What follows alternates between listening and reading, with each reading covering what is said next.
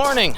It's another day on the inside here, and praise the Lord, it is not near as hot as it was the other day. I think on the video I said it was 105 degrees in that grain bin. I think it was more like 110. It was an oven in there. We got the boys here getting all of our floor joists carried over, and we'll get cutting and start putting them on.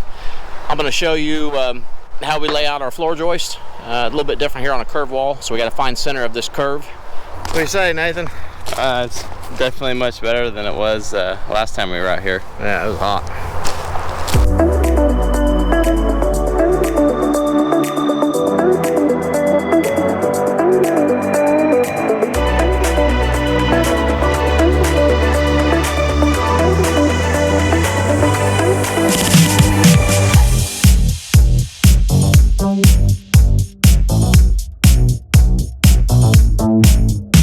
So we got to finish attaching this LVL together. So we'll run some screws through it that are designed for LVLs.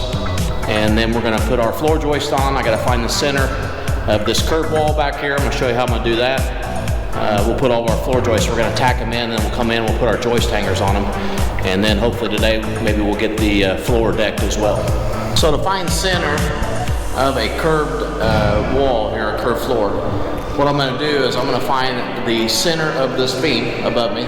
So from either direction I'll have a perfectly center mark on my beam, and then I'm going to measure from that center mark. I got to measure to 2 equal spots. So easiest thing for me to do is probably from either end of the beam, measure, and I'll find the same measurement to the center of this wall. So we're going to make a mark here on the end of our beam. This is right where our wall meets our beam, to that point. That's where we're going to measure from. And we're going to do the same thing on the other side. So you can see on this side right here, our beam doesn't go all the way to hit our wall, and we got to get to that wall to get the even measurement. This doesn't go all the way because this right here is where our stairs are going to come up into our loft floor. They notch into the floor about 2 treads. So I need to extend the plane of this beam to where it meets the wall. And you can see I left this top plate of this wall long for a reason, and this is why. That mark right there is in plane with our beam on our wall. That's where we're going to measure from over on this side. I got to find the center of this overall room here then and mark my center on my beam so we can lay that center joist in. Butt me to the wall. So as you can see, we got 273.5 inches of overall width between the 2 walls, right down the face of this beam. So that is 22 foot 9.5. So we're gonna mark half of that on our beam. So we got 11 foot 4 3/4 is the center of our beam. We're gonna mark right here on the center of our beam.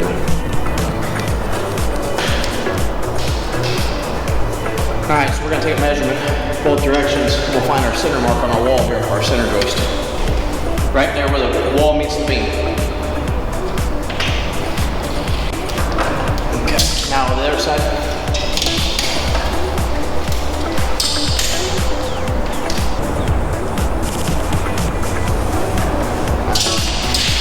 Okay, and you got a center.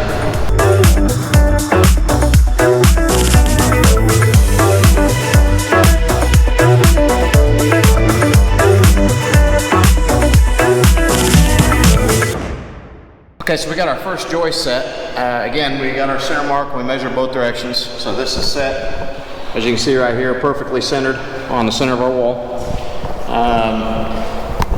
We've set it center to the beam over there. So that's perfectly center from the wall, both directions right to the center. And then we put this brace right here to straighten up our joist. So now we have this all braced and straight, the center joist. I can measure both both directions off this. I can put my layout 16 inches on center off the center joist, both left and right, and we'll cut each individual joist so they fit into the beam, and then they're going to hit the grain bin wall, and then we'll toenail them into the top of our curved wall.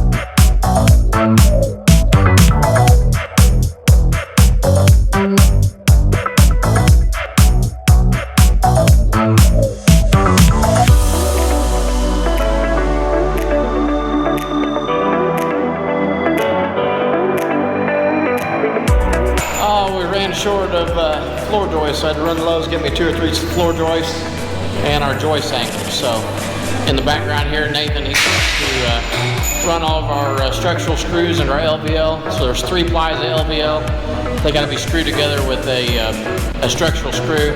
So that's just a heavy duty screw. So to pull it all together, it locks it in, becomes one beam.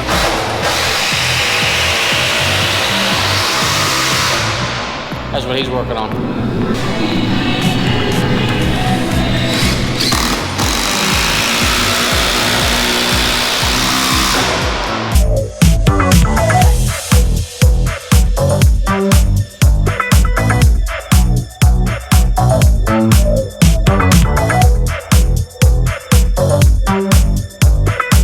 Okay, we're putting all of our joist hangers on. Again, since this is a joist, it just butts into this and is not bearing on top of anything.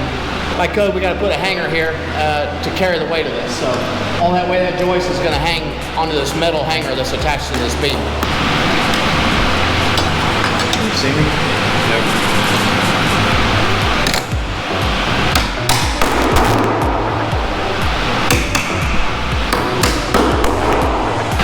These fasteners we're putting into it are hardened fasteners. You can hand nail with a hanger nail. These are a hardened hanger screw. I used to have a real nice pneumatic hanger nailer that got stolen on a job. I haven't replaced it yet, so we're using the screws. By code, you got to fill every single nail hole that they give you. So this joist is designed for a 2x10 joist here. This is a 2x10 joist hanger. Just like that.